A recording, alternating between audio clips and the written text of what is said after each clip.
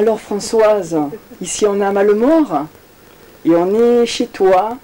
Et donc c'est Françoise Malaval, Favaro. Et tu vas nous parler de la technique des masques en cuir. Est-ce que c'est ça Françoise? Voilà, de la technique de fabrication des masques en cuir, oui, que j'ai apprise et que je pratique depuis assez longtemps, voilà. Ça fait à peu près combien de temps? Oh mon Dieu, mon Dieu, mon Dieu, ça fait plus d'une dizaine d'années quand même. Hein. Entre autres techniques de fabrication des masques, il y a la technique de fabrication des masques en cuir, qui sont des masques spécifiques à un théâtre italien, dit de théâtre de la Commedia dell'arte. Voilà.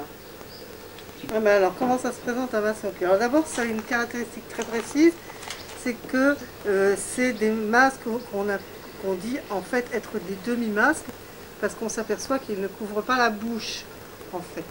Ils laissent la bouche libre. Hein, voilà. Hein, quand on le voit très bien quand on essaye. Tous les masques en cuir de la Commedia dell'arte sont donc faits comme ça. Pourquoi? Parce que c'est un théâtre italien et c'est un théâtre bavard où on a beaucoup de choses à dire et donc c'est très gênant d'avoir la bouche cachée dans un masque.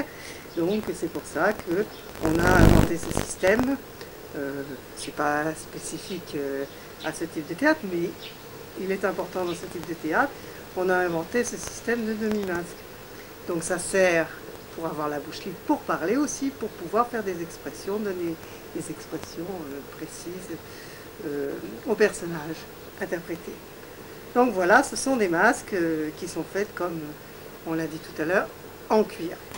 Hein, en cuir, et ensuite bien sûr teint, et on ajoute parfois un certain nombre de choses, comme ici, ce personnage qui est Pantalone, et qui est un personnage de vieillard, donc on lui a rajouté là des sourcils et des cheveux blancs, donc c'est fait aussi avec des poils. Alors ce cuir, c'est du cuir de vache qu'on utilise, du cuir de vache qui est épais, puisqu'il faut que le masque ait une certaine tenue.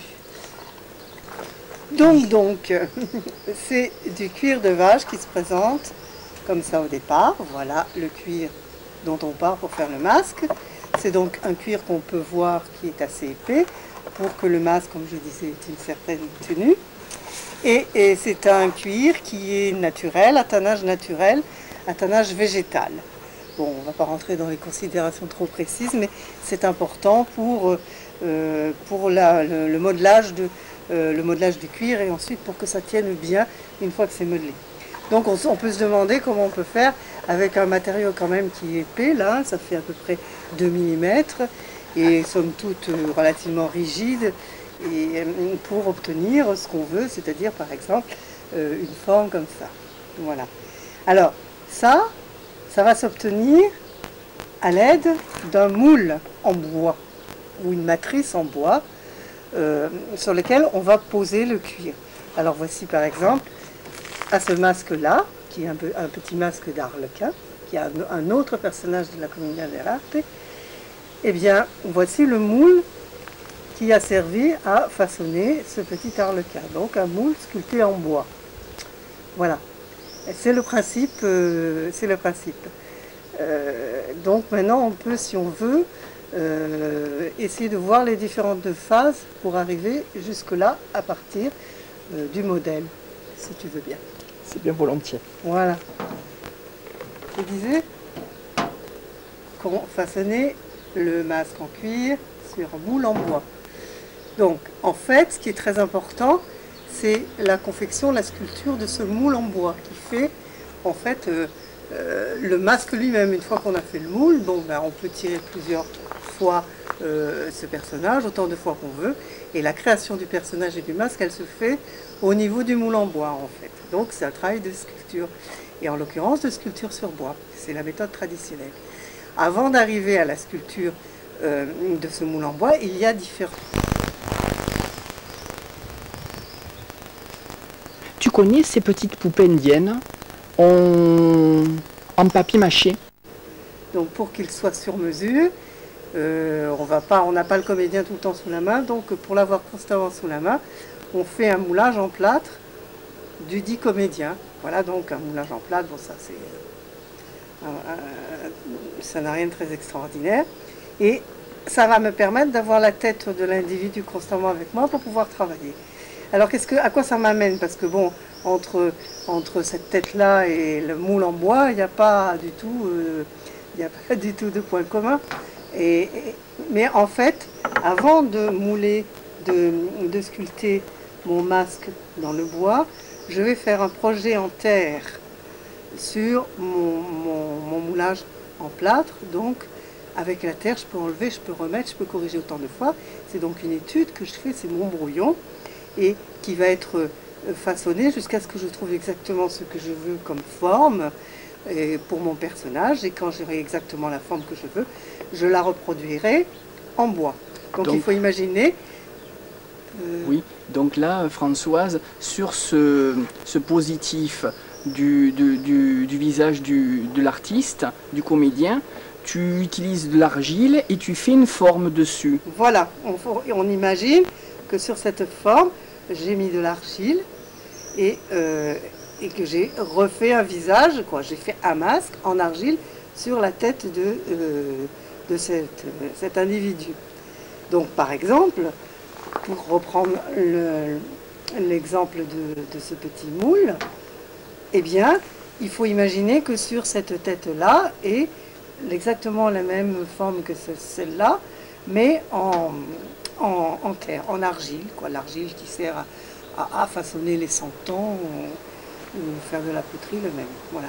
Donc, pour sculpter le moule en bois, il n'y a pas de technique spécialement appropriée à la technique de fabrication du masque en cuir. C'est simplement la technique de sculpture sur bois avec des outils de sculpteur sur bois, des gouges, des ciseaux, un maillet, un étau, tac tac tac, on tape, on enlève de la matière et on obtient le moule. On utilise des bois qui sont à la fois denses et pas trop durs quand même, mais qui sont denses pour obtenir quand même un beau fini. Pas trop, un peu dur mais pas trop. Le tilleul est un bois intéressant pour ça. Ça c'est pas du tilleul mais du merisier qui convient aussi, enfin dans les bois de pays, c'est pas mal. Alors on peut remarquer que la sculpture là elle n'est pas vraiment tellement finie puisque c'est juste un moule, hein. Donc le fait qu'il y ait des petites imperfections comme ici n'est pas important puisqu'on recouvre de vie. Justement par rapport à ce masque, c'est un travail de sculpture. C'est ça que j'avais pas bien compris, Françoise. C'est-à-dire, tu fais une réplique exacte du masque que tu as fait en argile, tu fais une sculpture sur ce bois. Voilà, c'est ça. C'est-à-dire que ce qui était en argile mou, eh bien, ça va être reproduit sur un bloc de bois, hein, que j'ai choisi à la bonne dimension et que j'ai sculpté jusqu'à obtenir exactement ce que j'avais modelé sur ma tête. Y compris, les dimensions doivent être aussi exactes. Donc j'utilise des compas d'épaisseur et toute une série d'instruments de mesure qui sont utilisés en sculpture. Voilà, toujours dans le cas où on fait un travail pour un comédien précis, un travail sur mesure. Voilà. Donc pour sculpter le bois, on utilise deux sortes d'outils, principalement deux sortes d'outils coupants, qui sont les ciseaux à bois, hein. Un ciseau à bois, donc c'est une petite lame bien affûtée, qui a la caractéristique, ça s'appelle ciseau quand c'est droit. Et du gouge, qui est la même chose, mais avec un profil courbe. Voilà. Et pour enfoncer ce genre d'outil dans le bois, de temps en temps, quand il y a beaucoup de matière à enlever, on utilise un instrument contondant, en l'occurrence, et c'est un maillet, tout simplement. Donc on utilise comme ça, hein, le manche. Alors bien sûr, il faut mettre la pièce de bois dans un étau pour l'immobiliser. Et puis ensuite, on met son outil ici qui va mordre le bois. Et on tape, enfin là je ne vais pas le faire, hein, bien sûr, on tape sur le manche avec le maillet. Et on enlève de la matière et petit à petit, on a notre forme qui sort. Ça, c'est la sculpture. Donc, on a sculpté notre moule. Et on peut faire le masque proprement dit maintenant. Donc, on a pris, comme j'ai dit, ce cuir-là, qui est du cuir épais de millimètres, du cuir de vache, exactement, du collet de vache. Et évidemment, on ne va pas le travailler comme ça, parce que pour l'instant, il est trop raide. Et alors l'astuce, c'est de le faire tremper dans l'eau. On le fait tremper un minimum de 2 heures dans l'eau, on peut le laisser toute une nuit si on veut. Donc tout le monde a fait peut-être cette expérience, quand le cuir est trempé, gorgé d'eau, il devient très malléable et très mou. Quand on a obtenu cette consistance du cuir, on prend le morceau qu'il nous faut et on le met sur le moule en bois, le cuir mouillé. Et on va le clouer tout autour du moule. Là on peut voir sur le moule les traces des clous. On va clouer la pièce de cuir tout autour du masque en bois, bon, avec des petits clous à tapissier tout simplement. Très simple, avec un marteau. Pourquoi? Parce qu'il ne faudra plus que le cuir bouge quand on va le travailler. Et une fois qu'il sera bien mis sur le cuir, sur le moule, pardon, ce cuir-là, on va, alors, il est retourné, vous voyez, bon là, une pièce de cuir qui est sur un moule, on retourne le cuir sur l'envergure du moule, et on fait des genres de fronces comme ça pour que ça épouse bien le moule, hein, le cuir. On voit déjà que le cuir mouillé, il n'a pas la même couleur que le cuir sec. Hein, si on... Bon, alors donc on a cloué le cuir tout autour, là, sur l'envers. Alors la première opération qu'il va falloir faire, c'est casser les fibres du cuir, parce que le cuir a des fibres, hein. Toute matière a des fibres. Et ces fibres, si elles sont cassées, on va pouvoir les remodeler dans un autre sens pour modeler le masque.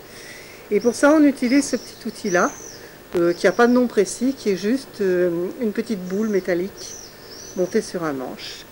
Et qu'on utilise comme ça. On va grêler toute la surface du masque, enfin du futur masque, là on voit parce que c'est déjà fait.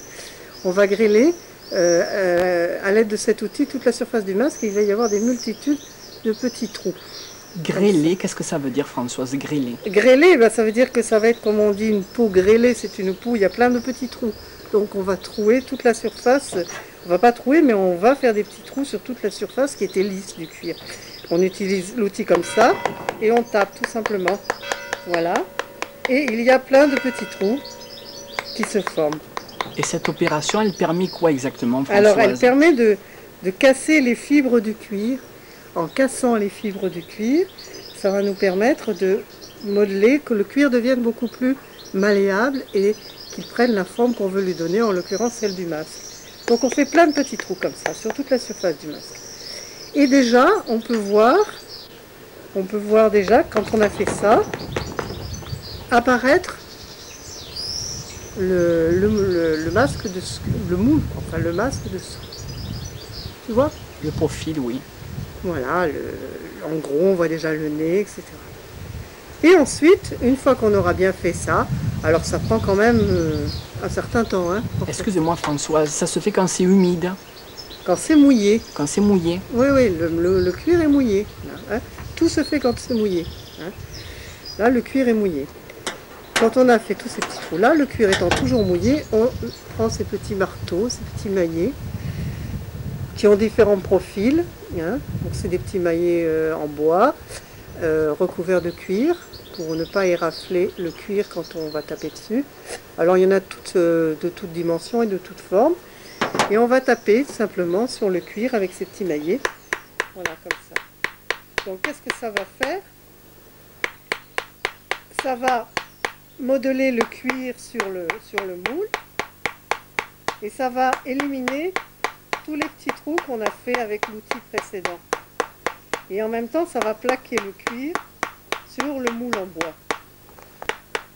Donc ça plaque le cuir sur le moule en bois. Et c'est là qu'on voit pourquoi on utilise des moules en bois, c'est-à-dire dans une matière solide. Parce qu'on aurait pu très bien imaginer d'utiliser des moules en plâtre, par exemple. Mais on comprend qu'on ne veut pas le faire, puisqu'il faut taper très fort et très longtemps. Donc il faut un matériau solide.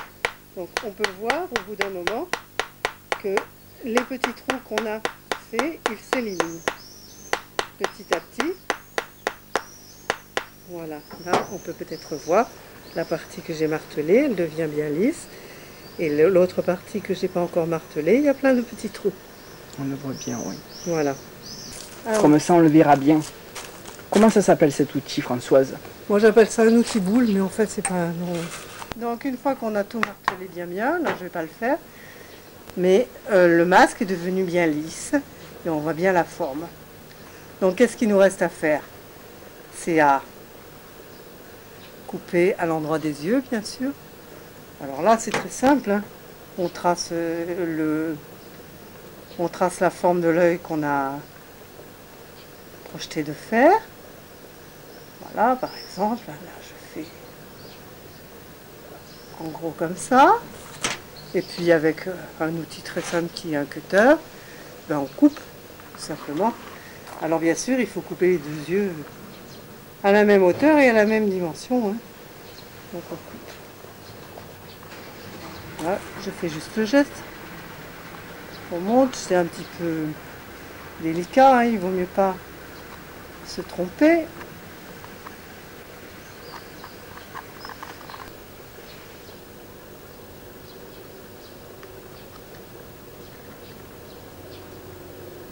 Voilà. Et là, c'est adapté à l'œil du comédien. Ah bah oui, bien sûr. Donc là, je le fais au pif, hein. Enfin, c'est juste pour montrer, hein, là. Mais évidemment, de toute façon, il est déjà sculpté dans le moule, hein. Là, c'est parce que j'ai pas fait épouser complètement le cuir sur le moule. Mais après, effectivement, si on veut faire plusieurs modèles du même personnage, on peut varier la forme des yeux ensuite. On peut faire des yeux plus ou moins grands et les adapter effectivement aux yeux du comédien. Et il vaut mieux aussi qu'il voit bien, hein. Donc en principe les ouvertures sont assez grandes. Voilà.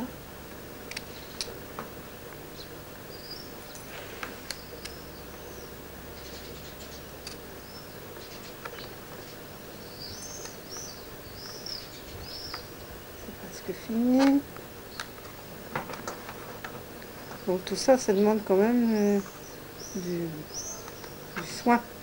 Et beaucoup de concentration. Oui. Et puis quand même un coup de main aussi, hein. Donc évidemment, on suppose qu'on fait l'autre œil aussi. Pareil. Dans la mesure du possible. Voilà. Donc voilà. Hein, on a ouvert l'œil du masque. Alors à ce stade-là du masque, on peut l'enlever il a commencé à sécher un peu, on peut l'enlever du moule si on veut, pour voir ce que ça donne. Hein, on peut l'enlever. Donc là, il n'y avait pas les clous parce que je ne les ai pas mis. Plus exactement, ils ont déjà été enlevés. On enlève tous les clous qu'il y a et on peut soulever et enlever le cuir. Même si le cuir n'est pas tout à fait sec. Voilà.